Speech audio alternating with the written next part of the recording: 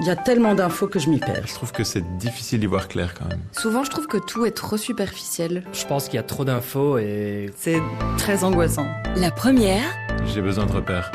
les clés. J'ai envie de comprendre. Arnaud Roysson. Bonjour à toutes, bonjour à tous et bienvenue dans Les Clés où l'on va parler aujourd'hui du PTB, le Parti du Travail de Belgique qui va entrer demain dans des majorités communales, au moins à Mons et à Forêt, aux grandes dames du MR notamment, qui parlent de graves risques pour la démocratie et estiment que c'est une sorte de rupture du cordon sanitaire. Alors qu'en est-il précisément ? Si l'on analyse les textes et les discours du PTB, cela a-t-il du sens de le qualifier de parti extrême ? Pourquoi le cordon sanitaire ne s'applique-t-il pas aujourd'hui au PTB ? On va tenter d'y voir clair sur tout ça. La première, les clés. Voilà. Est-ce que vous nous entendez ? Oui. Bonjour à toutes et à tous. Merci pour votre présence nombreuse ce matin, en cette fin de matinée ici à Mons, pour la présentation de la nouvelle équipe qui va diriger notre belle ville pour les 6 années qui viennent, puisque à chaque nouvelle mandature, c'est l'exercice imposé. Les élections communales ont eu lieu il y a près d'un mois. Les Montoises et les Montois se sont prononcés, ont redistribué les cartes. Vendredi 8 novembre, hôtel de ville de Mons, la presse s'est déplacée en masse pour la présentation de la nouvelle majorité qui va présider aux destinées de la ville durant 6 ans. Il faut dire que l'événement a une portée qui dépasse le simple cadre local, en raison des partis qui composent le nouveau collège communal. C'est une première en Wallonie. Le PTB monte au pouvoir dans une commune et c'est à Mons. Le PS, vainqueur des élections, a donc décidé de s'allier avec Écolo et l'extrême gauche pour former une majorité. La liste du bourgmestre étiquetée PS avait manqué la majorité absolue à un siège près. Mathématiquement, une coalition avec Écolo aurait suffi, mais la majorité était très courte. Alors à 3, PS, Écolo et PTB s'octroient une majorité plutôt confortable de 28 sièges sur 45, même si le PTB n'était pas le premier choix. Le fait que les engagés refusent de travailler avec Écolo au lendemain des élections et veuillent imposer Mons-en-Mieux et la liste de Georges-Louis Boucher autour de la table de négociation, alors que j'avais clairement dit durant la campagne électorale que ce ne serait pas possible pour moi, a singulièrement compliqué les choses et nous a forcé quelque part à trouver d'autres solutions.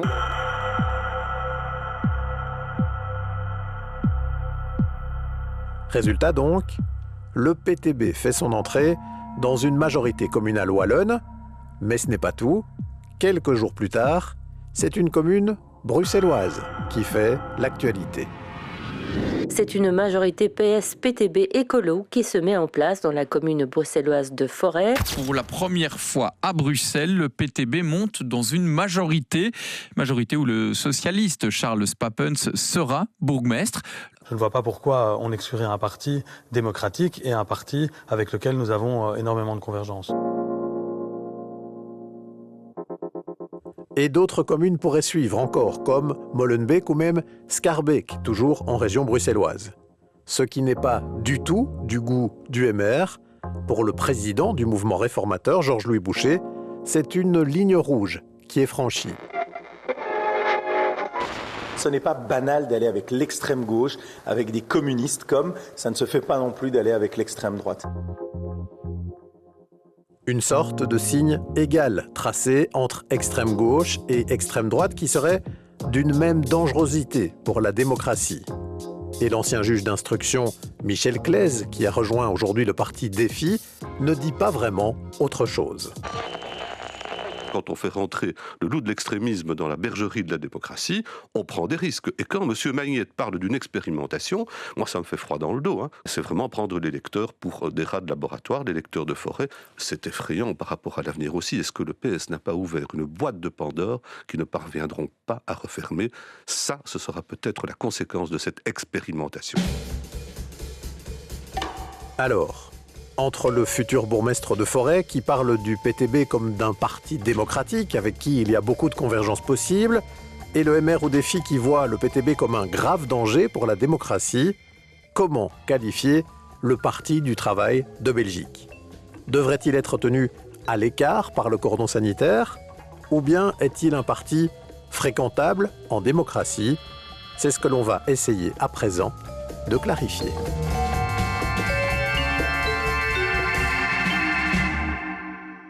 Et pour ce faire, on va accueillir un premier invité, c'est Benjamin Billard. Bonjour. Bonjour. Vous êtes chercheur au CRISP, le Centre de recherche et d'information sociopolitique, spécialiste notamment de l'extrême droite. On commence d'abord sur cet enjeu de qui est fréquentable ou pas en démocratie. Avant de parler du PTB lui-même, revenons peut-être aux bases, revenons d'abord aux textes, puisqu'on a des textes à ce sujet en Belgique, côté flamand, côté francophone, avec notamment ce fameux cordon sanitaire. Alors, avant de se demander si oui ou non il devrait s'appliquer au PTB, peut-on rappeler l'origine de ce cordon sanitaire? Pourquoi est-ce que des partis, à un moment donné, se sont réunis pour dire il faut qu'on mette sur papier une sorte d'engagement à ne pas gouverner avec certains partis en démocratie? Alors, il faut revenir dans le contexte de l'époque. On est après les élections communales de 1988, où le Vlaams-Blok, ancien nom du Vlaams-Belang, réalise une percée électorale significative. Alors, c'est loin des résultats du 13 octobre dernier, mais néanmoins, à cette période, on voit que cette formation d'extrême droite commence à se développer, et ça fait peur. Ça fait peur parce que c'est une formation qui pose des questions d'un point de vue démocratique, d'un point de vue liberté fondamentale notamment. Et donc, on décide, c'est à l'initiative d'un parlementaire écologiste flamand, d'adopter cet accord qui va être signé, donc ce n'est pas qu'un simple accord verbal, c'est formalisé au sein de l'espace politique flamand. Donc c'est bien une réalité flamande dans un premier temps. Alors j'ai remis la main sur le cordon d'origine qui date du 10 mai 1989, en tout cas date de la signature. Si vous me le permettez, je propose de vous lire très brièvement cet accord. Sur la base d'un respect fondamental pour la démocratie politique, comme pour le rôle et le fonctionnement de tous les organes démocratiquement élus, de la reconnaissance d'une Flandre pluriculturelle, tolérante et accueillante, de la nécessité d'un combat conjoint contre toute forme de racisme et xénophobie, de la solidarité fondamentale avec tous les plus faibles et les groupes oubliés dans la société, les signataires engagent leur parti à ne pas conclure d'accords politiques et à ne pas prendre d'engagement avec le Vlaams-Blok, que ce soit dans le cadre des assemblées démocratiquement élues, au niveau communal, provincial, régional, national et européen, ou que ce soit dans le cadre d'élections pour les niveaux de pouvoir susnommés. Ce qui est intéressant ici, c'est qu'on voit clairement les caractéristiques tolérance, xénophobie, racisme apparaître, et clairement le parti qui fait l'objet de ce cordon sanitaire, Vlaams-Blok, apparaître texto dans ce texte. On a donc ici un cadre assez précis qui permet de finalement prévoir ce mécanisme à l'encontre de l'extrême droite. Donc ça, c'est le cordon sanitaire à l'origine. Alors ce premier texte va être ratifié, puis certains vont se retirer, puis il va y avoir un deuxième texte, mais dans l'esprit, dans les fondamentaux, ce que vous venez de nous lire là, ça reste la base du cordon sanitaire en Flandre, et partant de là aussi de ce qui a été construit comme mécanisme côté francophone, là aussi pour protéger la démocratie. Tout à fait. Un peu plus tard, côté francophone, à partir du 8 mai 1993, parce que l'extrême droite, tout simplement, s'y développe de manière plus tardive et aussi plus timide, il faut le dire. On connaît encore cette situation de marginalité de l'extrême droite côté francophone, en tout cas sur le plan électoral et pour le moment. Mais c'est vrai que c'est dans ce contexte que ce cordon sanitaire voit le jour. Et donc aujourd'hui, lorsque le débat visant à l'élargir surgit, alors c'est tout à fait légitime, hein, on peut se poser véritablement la question, mais lorsqu'on parle de ce cordon sanitaire politique, c'est clairement à l'encontre de formations qui font preuve de racisme, de xénophobie. Le Vlaams-Blok, rappelons-nous, en 2004 a été condamné pour infraction de la loi Moureau qui réprime précisément le racisme et la xénophobie. C'est d'ailleurs ce qui a contribué à son changement d'appellation en Vlaams-Belang à l'automne 2004. Donc partons alors de ces textes-là, puisque c'est eux aujourd'hui qui régissent un peu ce qui peut être acceptable, qui serait ou non fréquentable dans nos démocraties, en tout cas en termes de pacte entre les partis démocratiques, puisque c'est bien de cela dont on parle, hein. C'est pas un texte qui a force de loi, c'est une sorte d'engagement politique des partis. D'abord sur ce premier critère, qui semble être le critère vraiment au cœur de cette charte, à savoir d'empêcher des partis racistes ou xénophobes d'arriver au pouvoir. Là-dessus, on ne peut pas considérer que le PTB rentrerait dans cette catégorie, par exemple. Non, pas du tout. D'ailleurs, historiquement, le PTB a un engagement antiraciste, antifasciste assez fort, donc on ne peut pas le faire entrer dans cette catégorie. Alors sur l'aspect respect de la démocratie, parce que c'est aussi un autre enjeu qu'on trouve dans ces textes, et je vais vous lire d'ailleurs, moi aussi, un petit extrait de la charte de la démocratie côté francophone, qui a été confirmée, un peu réactualisée en 2022, et il y a un paragraphe notamment qui dit ceci, Benjamin Billard, en tant que formation formation politique démocratique, nous réitérons notre engagement de ne pas nous associer au sein d'une coalition politique aux formations ou aux partis qui portent des idéologies ou des propositions susceptibles d'attenter aux principes démocratiques qui fondent notre système politique, tels que la remise en cause de l'état de droit, le recours à la violence ou le renversement du régime parlementaire ou démocratique. Quand on lit ces éléments-là, par rapport aussi à un discours parfois très virulent, très critique vis-à-vis des institutions de la démocratie représentative qu'on peut trouver du côté du PTB, est-ce que là, il n'y a pas davantage matière à discussion ? Il y a sujet à débat, vraisemblablement, et on le voit très bien au sein de l'opinion. Néanmoins, à mon sens, il y a des nuances à amener aussi, si on considère en tout cas le PTB. Premier élément, c'est que cette formation, aujourd'hui, semble accepter les règles du jeu démocratique. On l'a vu à Zelzate et à Borgerhout depuis 2018. On le voit désormais, mais nous verrons, ce sera des situations analysées à Mons et à Forêt notamment. On verra s'il y a un élargissement de cet exercice du pouvoir par le PTB. Et on peut voir qu'à Zelzate, par exemple, ville flamande où le PTB a exercé des responsabilités avec Voorhout durant la mandature écoulée, cette formation n'a pas fait preuve d'actes ou de propos antidémocratiques en soi.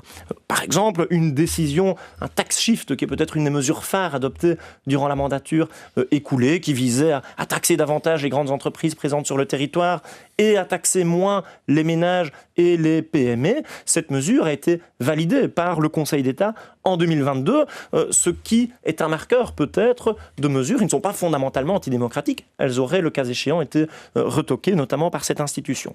Sur le plan programmatique, on peut aussi se questionner, et là on voit qu'aujourd'hui, le PTB, évidemment, a fait évoluer aussi son discours, a lissé certains traits peut-être, mais pointe du doigt certains points de rupture, notamment, particulièrement en tout cas, durant cette campagne électorale du 9 juin, et puis une mesure un peu différente au niveau local. Si on analyse ces points de rupture, alors ils sont peut-être très forts sur la gauche, raison pour laquelle on a tendance à parler au CRISP notamment de partis de gauche radicale.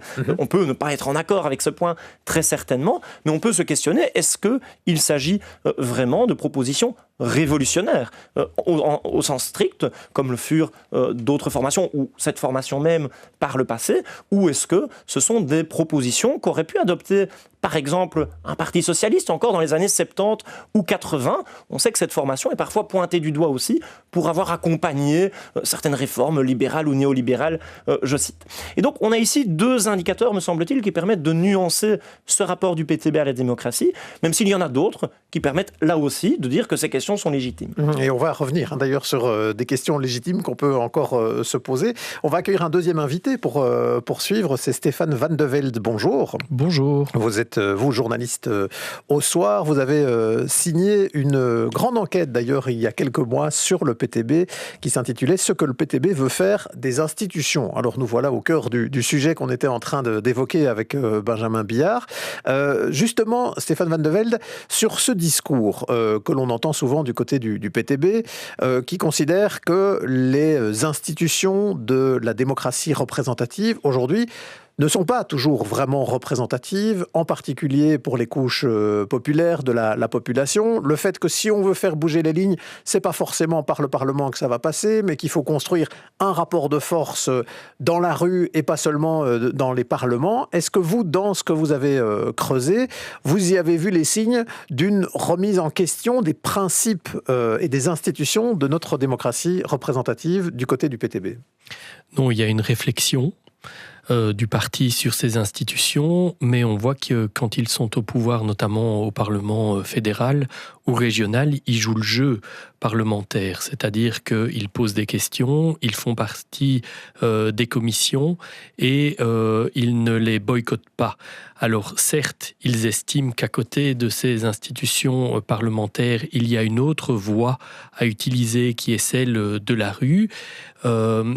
Ils utilisent cette voie et ça peut porter ses fruits. On a vu que le front blouse blanche a été obtenu par la voie de l'opposition et par la voie de la rue, mais en aucun cas, ils ne vont changer ces institutions, ils ne vont les modifier, ils ne vont les mettre par terre ni les boycotter. C'est pas un parti révolutionnaire, alors, le PTB, selon justement ce que vous avez pu creuser dans le cadre de cette enquête ?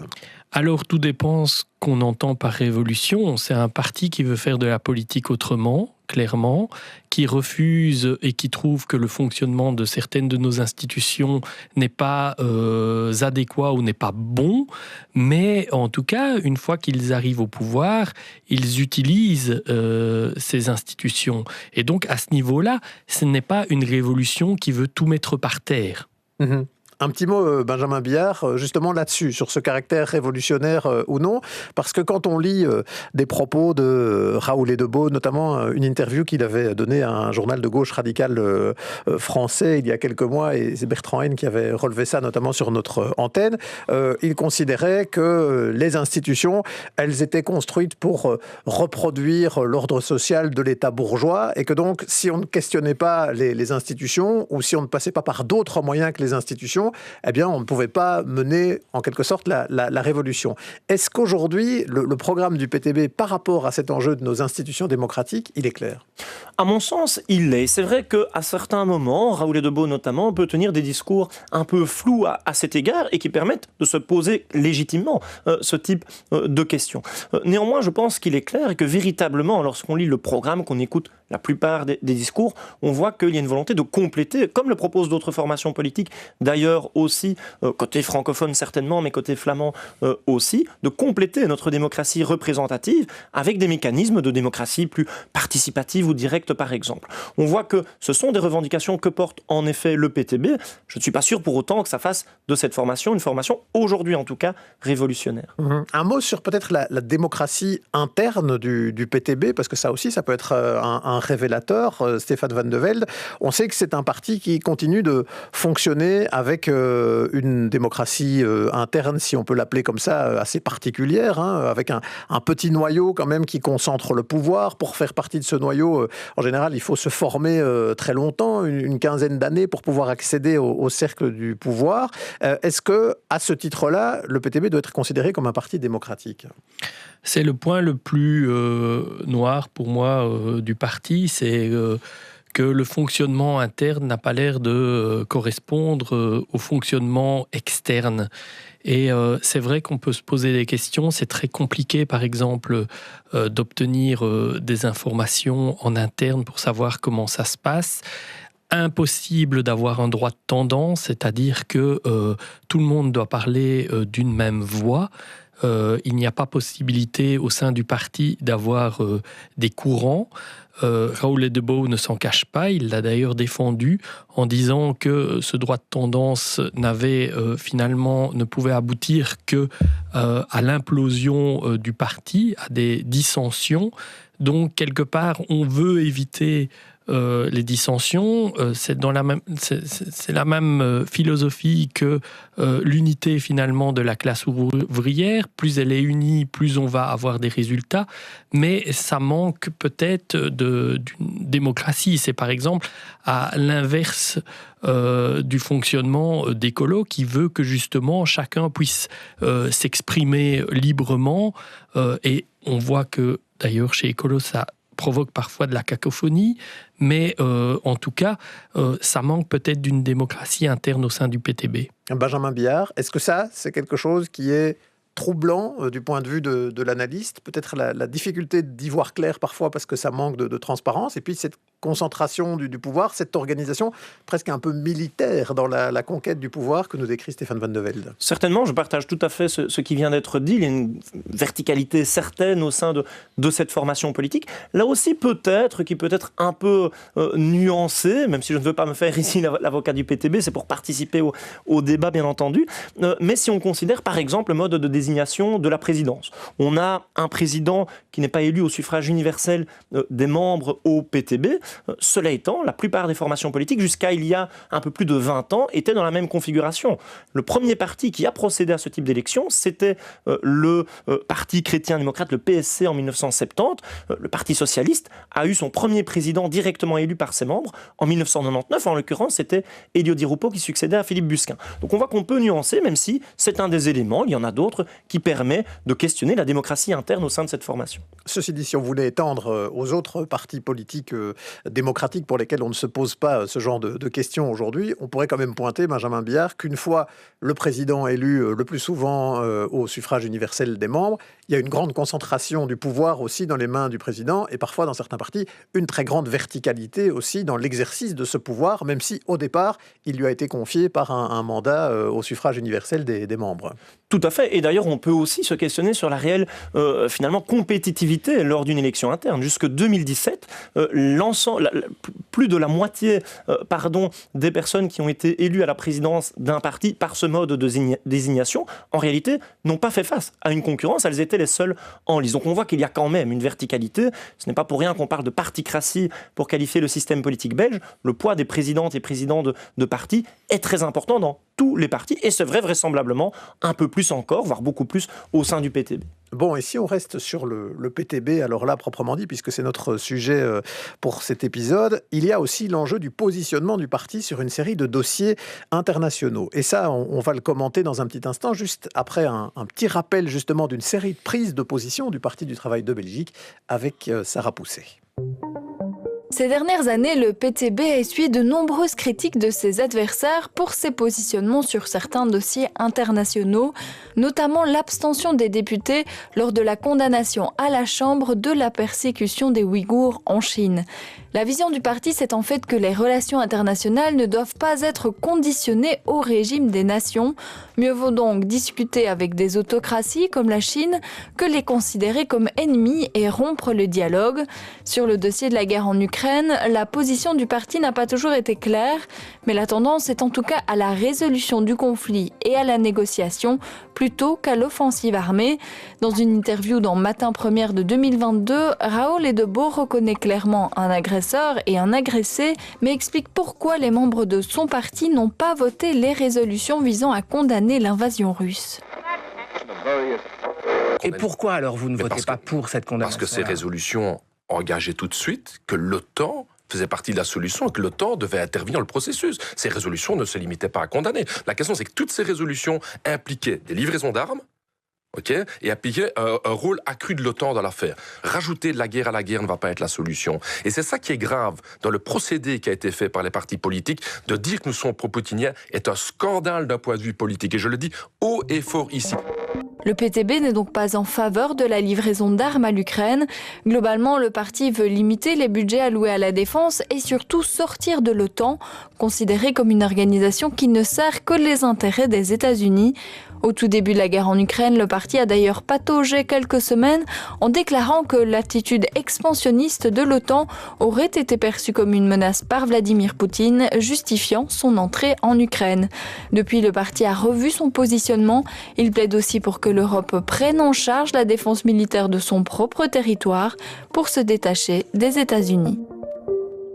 Voilà, sortir de l'OTAN, si le PTB était au pouvoir en majorité, pas forcément sortir de l'Union européenne, mais remettre aussi en question toute une série de traités européens, indépendamment de la question de savoir si le parti est démocratique ou non, que l'on creuse aujourd'hui. Stéphane Van de Velde, il faut quand même pointer que si le PTB arrivait au pouvoir demain, ce serait quand même un fameux Big Bang à toute une série d'égards, notamment dans nos relations internationales ou dans les engagements au sein d'organisations comme l'OTAN ou comme l'Union européenne. Oui, mais derrière aussi leurs intentions, il y a aussi la réalité. On ne sort pas de l'OTAN comme ça, on ne sort pas de l'Union européenne comme ça. D'ailleurs, ils s'en sont rendus compte puisqu'ils ne veulent pas sortir de l'Union européenne. Ils disent simplement, par exemple, sur l'Union européenne que ce serait rester dans l'Union européenne, mais ne pas respecter certaines règles de l'Union européenne. C'est un peu bizarre parce que quand on intègre ou quand on fait partie d'une alliance, on respecte les règles de cette alliance. A contrario, on peut voir quand même que ces règles ne sont pas toujours respectées par certains États membres. Notamment, il suffit juste de voir que nous ne respectons pas les règles de l'Union européenne en termes d'austérité.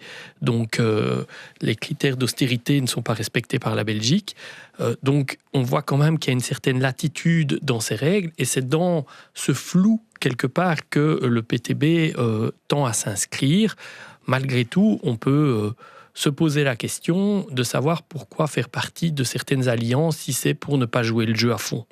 Benjamin Billard, sur l'enjeu du soutien ou en tout cas de la non-condamnation d'une série de régimes politiques autoritaires ou dictatoriaux qui ne respectent pas des droits fondamentaux que l'on estime cardinaux dans des démocraties comme les nôtres. Est-ce que ça ne doit pas nous inquiéter dans les prises de position du PTB ? C'est un élément qui le distingue en effet, mais je dirais plus encore, c'est le flou finalement qui entoure les prises de position de Raoul Edebaume et de la formation en tant que telle, de ces parlementaires lorsqu'il s'agit de voter une résolution, par exemple condamnant la répression commise par le régime chinois contre les Ouïghours. Donc on voit ici qu'il y a effectivement des éléments un peu singuliers pour ce qui concerne le PTB et qui peut effectivement soulever des questions. À côté de cela, je dirais quand même que finalement les questions de relations internationales de manière générale, je ne dirais pas intéressent peu le PTB, mais en tout cas il se positionne assez rarement sur ces thématiques, préfère se recentrer, hormis peut-être la question de l'OTAN ou d'autres organisations, voire symboles Quand il s'agit de dénoncer l'impérialisme américain. Voilà, c'est ce que j'allais dire en effet. Mais hormis cela, la question des relations internationales les préoccupe entre guillemets assez peu. Et par ailleurs, je dirais, ce n'est pas avec cette thématique, ce n'est pas à travers des positionnements sur cette thématique qu'il va gouverner, certainement pas au niveau local, mais même au niveau régional et communautaire. Donc je resterai assez prudent aussi sur cet enjeu. Il nous reste 1 minute, alors je vais vous poser la question cash à l'un et à l'autre pour terminer. Au vu justement de vos regards et de chercheurs et de journalistes, dire aujourd'hui qu'il faudrait appliquer le cordon sanitaire au PTB, Stéphane Van de Velde, ça a du sens ou pas ? Non. Ça n'a pas de sens. Ça n'empêche pas qu'il faut rester vigilant et critique vis-à-vis de cette formation, mais à l'heure actuelle, il n'y a aucun critère objectif qui permet d'appliquer le cordon sanitaire au PTB. Benjamin Billard, même question pour vous, ça a du sens ou pas le cordon sanitaire pour le PTB ? Alors répondre à cette question implique un positionnement politique d'une certaine manière, ce sont des choix parfois stratégiques aussi pour certaines formations politiques, donc je ne vais pas répondre par oui ou par non, critères qui ont été c'est vrai que si on s'en tient à l'accord formel tel qu'il a été imaginé en 89, tel qu'il a été appliqué depuis lors et tel qu'il s'applique toujours avec quelques exceptions, en effet ça ne fait pas sens d'inclure le PTB dans ce périmètre, mais évidemment la question peut être légitime. Et cette question, ce n'est évidemment pas pour rien qu'elle se repose là, aujourd'hui, agitée principalement par le MR, au moment où les alliances potentielles se reconfigurent à gauche, avec la possibilité désormais de voir PS, Écolo et PTB s'associer dans des majorités, à tout le moins au niveau local.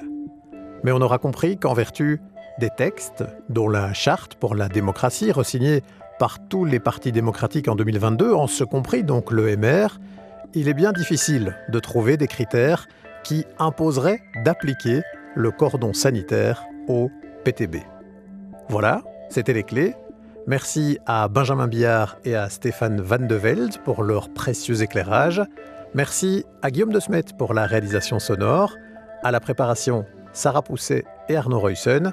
Si vous souhaitez retrouver d'autres numéros des clés, allez vite sur Ovio et sur toutes vos plateformes de téléchargement.